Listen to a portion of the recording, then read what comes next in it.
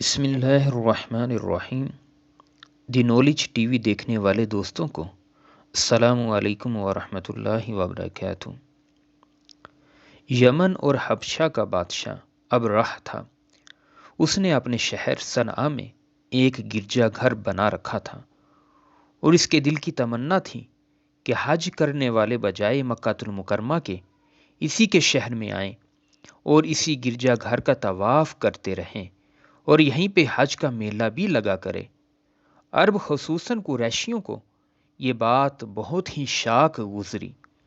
چنانچہ قریش کے قبیلہ بنو کنانہ کے ایک شخص نے غصے میں آ کر اس کے شہر کا سفر کیا اور اس کے گرجا گھر میں داخل ہو کر پیشاب اور پخانہ کر دیا اور اس کے در و دیوار کو نجاست سے آلودہ کر ڈالا۔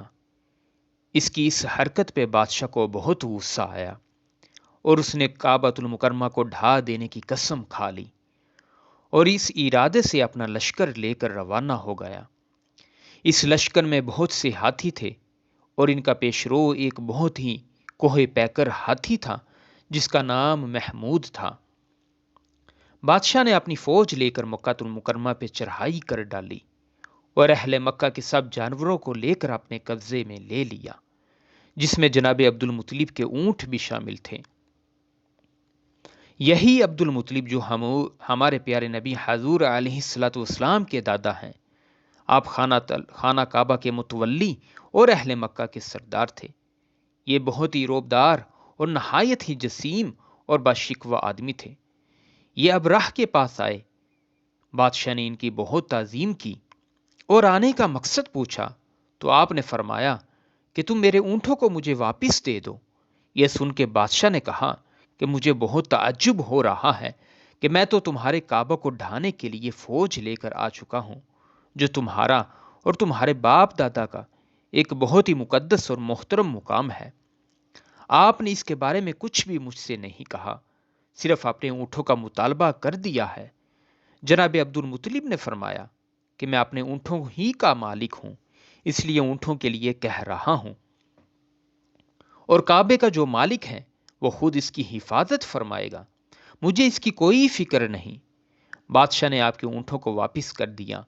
پھر آپ نے قریش سے فرمایا کہ تم لوگ پہاڑ کی چوٹیوں پر چلے جاؤ۔ چنانچہ قریش نے آپ کے مشورے پہ عمل کیا۔